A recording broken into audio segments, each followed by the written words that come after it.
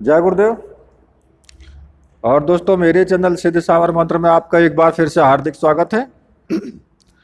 और देखिए, आज मैं आपके सामने एक जो साधना प्रस्तुत करने जा रहा हूँ, वो साधना एक गंधर्व कन्या साधना है।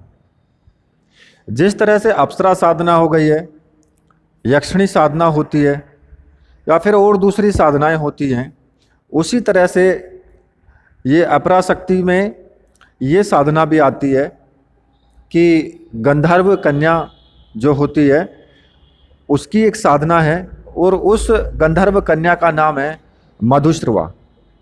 मधुश्रवा एक गंधर्व कन्या है ये। और देखिए, देवताओं स्वर्गलोक में गंधर्वों का कार्य क्या होता है?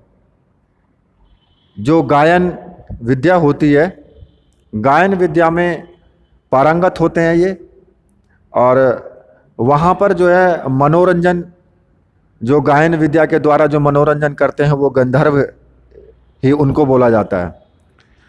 और ये गंधर्व कन्या की ही साधना है। इस साधना को करने से आपको धन, वैभव, सुख, समृद्धि, यश, सम्मान, ये सब कुछ चीजें अपने आप ऑटोमेटिक ही प्राप्त होती रहेंगी।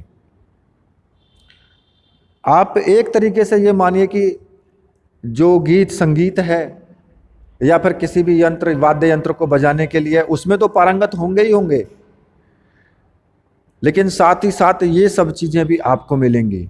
आपका हर तरह से वो मनोरंजन करेगी। जैसे एक अप्सरा साधना करने से जो गुण हमें स्वतः मिलते हैं, जो उपलब्धियां हमें स्वतः मिलती हैं, वे सारी जो उपलब्धि हैं वो इस गंधर्व साधना को करने से भी हमें मिलेंगी। मधुश्रवा गंधर्व कन्या जो है, उसकी साधना करने से ये सब चीज़ें हमें प्राप्त होंगी ही होंगी। तो देखिए, मैं आपको साधना के विषय में आपको बता देता हूँ कि ये साधना आपको किस प्रकार से करनी है। देखो, ये बहुत जल्दी और बहुत ही शीघ्र फलप्रद होने वाली साधना है। बहुत जल्दी सिद्ध होती है ये साधना।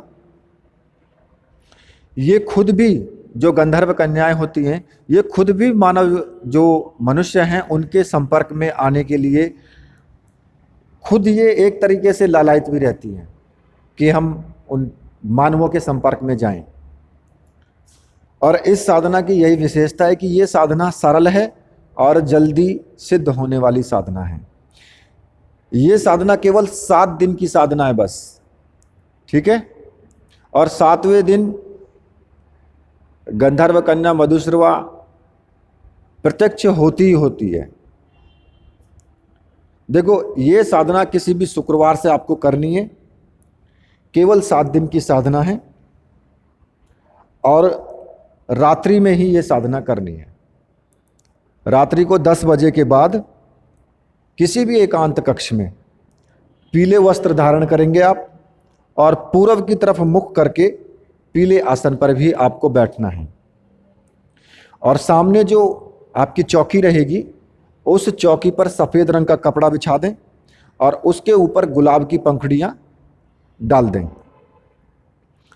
और उसके ऊपर आपको मधुश्रवा यंत्र आपको स्थापित करना है। इस साधना में केवल आपको 3 चीज़ों की जरूरत होगी: मधुश्रवा यंत्र, गंधर्व गुटिका और गंधर्व माला। ये एक विशेष प्रकार की माला होती है जो गंधर्व माला बोली जाती है। और साथ में ही एक रक्षा माला भी आपके गले में धारण रहेगी। रक्षा माला आपको अपने गले में धारण करके रखनी है। और ये तीनों चीज़ें आपकी साधना में काम आएंगी। तो मधुश्रवा यंत्र को आप स्थापित कर देंगे और उसका आपको पंचोपचार पूजन करना है।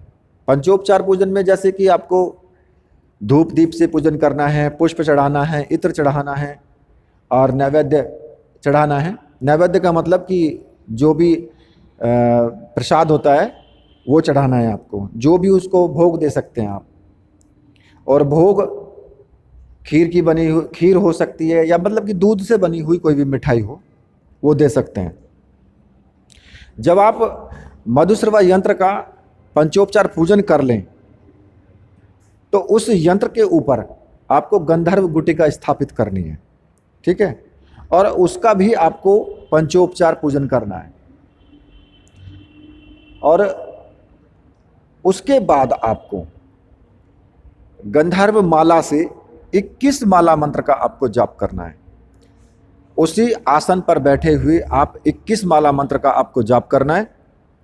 अगर आप 21 माला मंत्र का जाप लगातार नहीं कर सकते हैं तो बीच में थोड़ा विश्राम ले सकते हैं। 5 मिनट का विश्राम अपने आसन पर ही ले सकते हैं, आसन से अलग ना जाएं, ठीक है। और ये सब करने से पहले गुरु पूजन अवश्य करें। जिनके गुरु हैं वो अपने गुरु मंत्र जाप करें, गुरु जी का पूजन करें पहले। और जिनके गुरु नहीं हैं वो भगवान शिव को गुरु मान करके और शिव मंत्र का जाप कर सकते हैं। लेकिन ये मधुश्रवा यंत्र के पूजन करने से पहले आपको करना है गणपति जी का पूजन करना है और गुरु जी का पूजन करना है, और गुरु मंत्र का आपको जाप 1 माला का जरूर करना है, ठीक है। उसके बाद भैरव जी का भी पूजन करना है इसमें, और 1 माला भैरव मंत्र का आपको जाप करना है, ठीक है। और देखिए, जो भी इच्छुक ये साधना करने के हैं, जिनको इसे साधना करनी है, वो मुझसे संपर्क कर सकते हैं सामग्री के लिए भी और विधि के लिए भी, कि ये साधना उनको मैं प्रॉपर लिख करके भी दे दूंगा, ठीक है। वैसे तो मैं बता ही रहा हूं, अगर किसी की समझ में ना आए तो मुझसे संपर्क कर सकता है वो। इस प्रकार से आपको 21 माला मंत्र का आपको जाप करना है और 7 दिन तक आपको लगातार करना है। 7वें दिन मधुश्रवा आपके सामने जब उपस्थित हो तो गुलाब के पुष्पों की माला उसके गले में डाल दें। ऐसा करते ही ये साधना सिद्ध हो जाती है और वो स्वयं ही आपसे कह देगी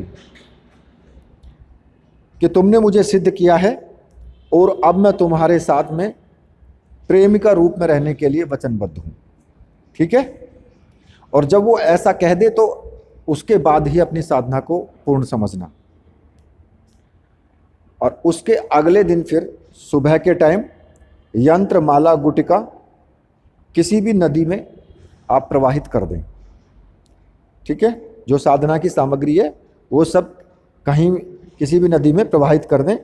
और साधना के विषय में आपको किसी से कुछ भी नहीं बताना है, मतलब कि इसको उजागर नहीं करना है बिल्कुल भी।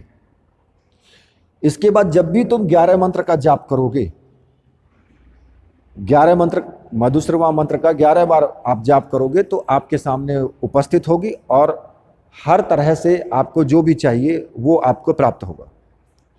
तो ये मंत्र मैं आपको बता देता हूं कि मंत्र आपको कौन सा जपना है, और ये आपको वीडियो में भी मैं ऊपर दे दूंगा। मंत्र इस प्रकार से है, ओम ह्रीम मधुश्रवाय आगच्छ आगच्छ ह्रीम नमः, ठीक है। लेकिन ये आप जब साधना आपकी पूर्ण हो जाए तो आपको किसी से कुछ भी नहीं बताना है इस बारे में, और ना ही साधना करने से पहले आपको किसी के सामने भी कुछ भी नहीं बताना है। साधना को गुप्त रखना है। और दूसरा एक चीज़ मैं आपको और बता देता हूं कि इस साधना में आपको 2-3 दिन तक शायद हो सकता है अनुभव ना हो, लेकिन चौथे दिन आपको जरूर अनुभव होंगे, चौथे दिन से ही। और ऐसा लगेगा कि कोई खुशबू का झोंका आएगा, कोई स्त्री हवा में तैरती हुई आपके समीप आकर के बैठ जाएगी और आपके घुटने से घुटना सटा करके बैठेगी, कंधे पर आपके सर रख करके बैठ जाएगी। आपकी परीक्षा लेगी वो कि आपके अंदर कोई विकार तो नहीं है, कि आप कहीं ऐसा ना हो कि माला छोड़ के और बस उसकी आंखों में ही झांकते रहो।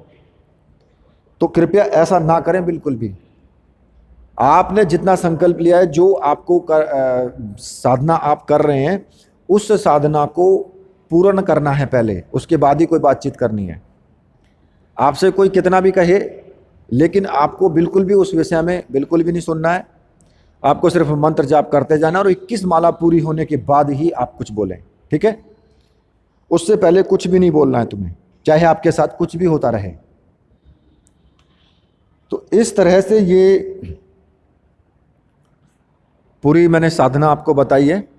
अगर इस विषय में अगर आपको कुछ और भी जानना है या इस साधना को करना है तो आप सामग्री मंगा करके ये साधना कर सकते हैं, और इसमें कोई ऐसे डरने की बात नहीं है।